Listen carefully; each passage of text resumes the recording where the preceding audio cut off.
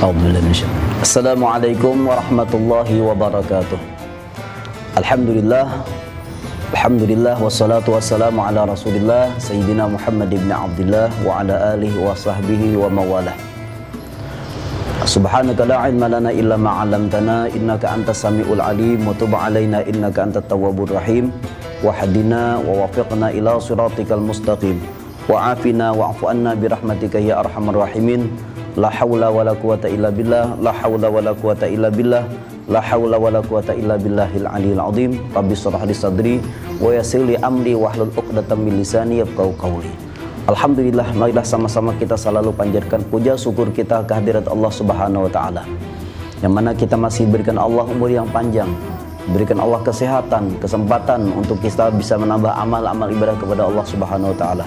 Mudah-mudahan segala amal-amal ibadah kita semua diterima oleh Allah Subhanahu wa taala, dan mudah-mudahan dosa-dosa kita semua, dosa orang tua kita, guru-guru kita serta seluruh keluarga-keluarga kita, jiran-jiran tetangga kita dan orang-orang yang cinta dan sayang kepada kita diampuni dan dimaafkan oleh Allah Subhanahu wa taala.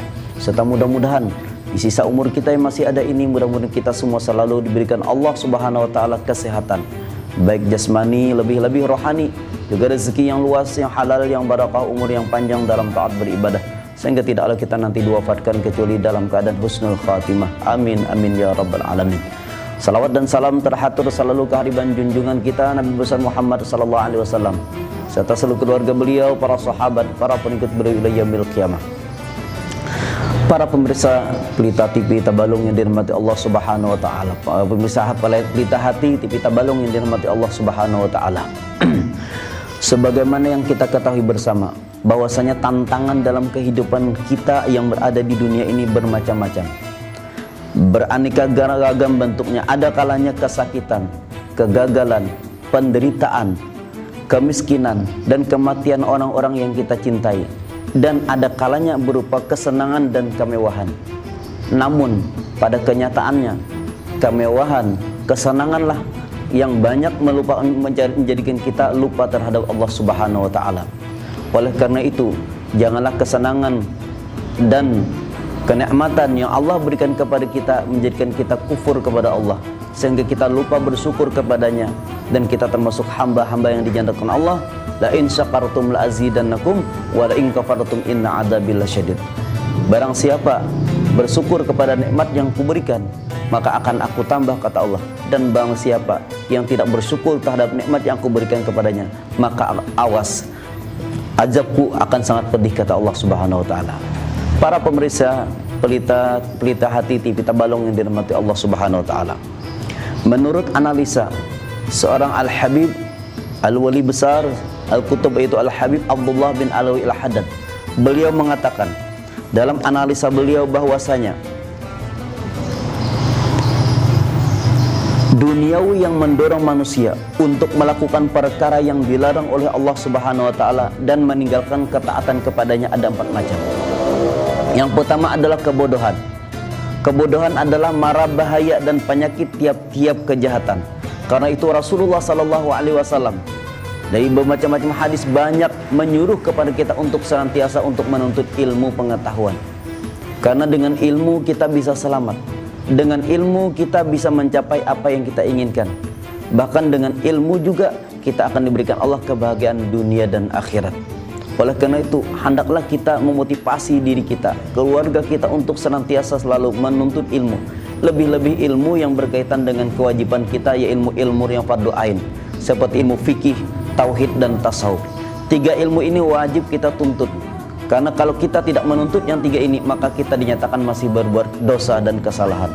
Apalagi kita sebagai orang tua, punya anak, tanggung jawab kita, punya istri sebagai istri kita. Maka kewajiban sebagai seorang suami dan sebagai orang tua, selain mendidik istrinya, juga mendidik anak-anaknya untuk dalam ilmu, masalah ilmu yang fardu ain ini, yaitu fikih, tauhid, dan tasawuf. Marilah kita ajak anak-anak kita, keluarga kita hadir di majlis-majlis ta'lim, hadir di majlis-majlis ilmu. Apalagi kalau kita berada di dalam bulan suci Ramadan. Rasul mengatakan, man hadara majlisal ilmi fi Ramadan kataballahu bi kulli qadamin ibadata sanatin. Siapa hadir di majlis ilmu di dalam bulan suci Ramadan, maka Allah akan membalas setiap langkahnya dengan ibadah setahun. Ma'asyiral muslimin, rahimakumullah. Dan apabila orang beramal tanpa ilmu, maka amalnya akan ditolak oleh Allah Subhanahu wa taala. Sebagaimana yang disebutkan oleh seorang ulama, Imam Ibnu Ruslan, di dalam matan Zubat beliau mengatakan, wa kullu man bighairi ilmin ya'malu a'maluhu mardudatun la tuqbalu. Siapapun yang beramal tanpa dasar ilmu, maka amalnya akan ditolak oleh Allah Subhanahu wa taala. Oleh karena itu, marilah kita tuntut ilmu, lebih-lebih ilmu yang berkaitan kepada diri kita, ilmu yang berkaitan dengan kewajiban-kewajiban kita, ilmu yang berkenaan dengan perbuatan dan pekerjaan kita, sehingga kita bisa berbuat sesuai dengan syariat yang dianjurkan oleh baginda Rasul yang datang dari Allah Subhanahu wa taala. Yang kedua adalah lemahnya iman. Lemahnya iman merupakan bencana yang sangat besar yang akan terjadi kepada seseorang. Walaupun dia banyak beramal ibadah, tapi kalau imannya luntur, apalagi sampai di akhir hayatnya imannya dicabut oleh Allah, maka amalnya tidak akan bisa menolongnya. Oleh karena itu, iman yang kuat ini adalah pangkal utama daripada kita. Jangan sampai lemahnya iman kita dilemahkan oleh berbagai macam-macam akidah yang sekarang ini. Marilah kita tuntut bagaimana kita mencari iman yang kuat. Iman yang kuat diibaratkan sebuah pondasi yang kokoh. Sebuah bangunan akan roboh jika pondasinya lemah. Sebuah kerajaan akan hancur jika dalamnya pondasinya kurang kuat. Dan kita melihat bagaimana terjadinya kehancuran zaman-zaman dulu. Mereka karena lemahnya keimanan. Oleh karena itu, iman yang kuat ini merupakan pangkal untuk kita dalam bisa mengarungi bahtera kehidupan di dunia sampai kita kepada alam akhirat nanti. Ma'asyiral muslimin, para pemirsa Pelita TV yang dirahmati Allah Subhanahu wa taala. Yang ketiga adalah angan-angan yang panjang. Hayalan kosong yang hanya memakmurkan dunia dan merusak kehidupan akhirat. Ia mendambakan bahwasanya dapat meraih dunia dengan sebanyak-banyaknya, padahal dia tidak sadar bahwasanya apabila Allah telah menetapkan ajalnya, dia tidak bisa menunda kapanpun.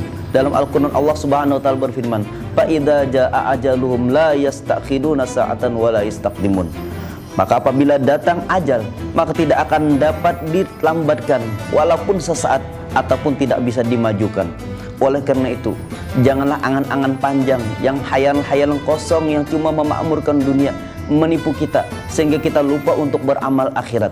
Dan dalam hadis Rasul sallallahu alaihi wasallam bersabda, al-kaisu man dana nafsahu wa amila lima ba'dal maut, wal ajizu man ittaba'ahu wa tamanna 'ala Allahil amaniyah.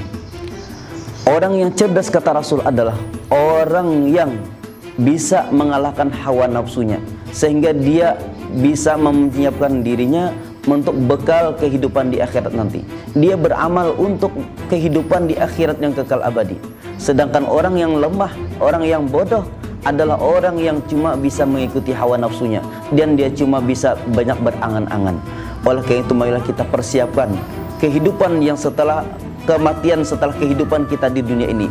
Ada kehidupan yang lebih kekal abadi, kehidupan alam akhirat. Kita persiapkan bekal sebanyak mungkin, baik dengan amal-amal jariah kita, baik dengan ilmu-ilmu manfaat yang bisa diambil manfaat daripada kita, baik dengan anak-anak yang saleh yang kita didik untuk persiapkan kalau kita sudah meninggal dunia dan mereka mendoakan kepada kita. Para pemirsa Pelita TV yang dirahmati Allah Subhanahu wa taala. Yang terakhir adalah menurut analisa Al-Habib Abdullah, sesuatu yang dapat menghalangi kita daripada beribadah kepada Allah Subhanahu wa taala adalah makanan yang haram ataupun subhat. Makanan yang haram atau subhat sangat besar pengaruhnya terhadap perkembangan hidup kita.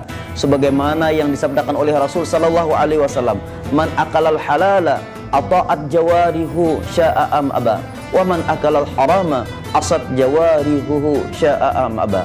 Barang siapa yang makanan halal, maka anggota badannya akan taat kepada Allah Subhanahu wa taala, baik dia berkehendak ataupun dia menentang. Dan sebaliknya, barang siapa yang makan daripada makanan yang haram, maka anggota badannya akan maksiat kepada Allah, baik dia berkehendak ataupun dia menentangnya. Oleh karena itu, makanan yang halal ini sangat besar pengaruhnya dalam ibadah kita kepada Allah Subhanahu wa taala. Dan juga disebutkan menurut Imam Al-Ghazali rahimahullah, beliau mengatakan, kalau engkau terbiasa dengan makanan yang haram, maka engkau akan cenderung berpikir yang haram. Oleh karena itu, marilah kita berusaha mencari rezeki yang halal. Mari kita berusaha bekerja dan mencari rezeki yang halal setelah kewajiban kita melaksanakan menuntut ilmu yang fardu ain. Kita berusaha baik dengan modal yang halal, dengan cara yang halal yang dianjurkan dalam agama kita. Jangan sampai kita terpengaruh dengan fitnah zaman sekarang ini, yaitu riba di mana-mana. Oleh karena itu janganlah kita bermodal yang haram, bikin rumah daripada hasil yang haram, memakani keluarga kita daripada hasil yang haram, karena pengaruhnya sangat besar kepada diri kita. Dan dalam hadis lain disebutkan, kullu lahmin nabata min haramin fannar aula bihi. Setiap daging yang tumbuh daripada hasil yang haram, maka yang pantas baginya adalah api neraka. Naudzubillah summa naudzubillah. Oleh karena itu, wahai pemirsa sekalian, marilah kita berdoa kepada Allah supaya Allah bisa memberikan kepada kita rezeki yang luas, yang halal. Utamanya nanti kalau kita berada di hari Jumat, kita jangan tinggalkan berdoa kepada Allah Subhanahu wa taala sebagaimana doa-doa yang dipanjatkan oleh ulama-ulama kita, yaitu doa setelah salat Jumat. Itu yang kita baca biasa 7 kali. Allahumma ya ghani ya hamid, ya mubdi'u ya mu'id, ya rahim ya wadud, aghnina bihalalika an haramika, wa bi ta'atika an ma'siyatika, fadlika amman siwak. Karena insya Allah kalau kita membaca doa ini, Allah akan memberikan kepada kita rezeki yang halal. Karena rezeki semuanya dari Allah. Kita cuma berusaha, usaha kita tidak memberi bekas. Semuanya itu adalah urusan Allah memberi rezeki kepada kita. Kita cuma bisa berusaha dan berdoa kepada Allah supaya Allah memberikan kepada kita rezeki yang halal, sehingga kita bisa makan daripada hasil yang halal dan kita beribadah dengan hasil yang halal. Dan kalau kita beribadah dengan hasil yang haram, maka ibadah kita tidak akan diterima oleh Allah Subhanahu wa taala. Oleh itu mudah-mudahan kesempatan ini Allah Subhanahu wa taala memberikan kepada kita selalu rezeki yang luas, yang halal, yang barakah, umur yang panjang dalam taat beribadah, sehingga tidaklah kita nanti diwafatkan kecuali dalam keadaan husnul khatimah. Amin amin amin ya rabbal alamin. Kiranya ini saja yang dapat sampaikan. Mudah-mudahan menjadi ilmu manfaat. Mudah-mudahan kita senantiasa diberikan Allah rezeki yang halal, yang barakah, dan mudah-mudahan kita dibimbing dengan taufik hidayah di jalan yang diridhainya, supaya kita semua selamat dunia akhirat. Amin ya rabbal alamin. Hadaniyallahu wa iyyakum ajmain. Assalamualaikum warahmatullahi wabarakatuh.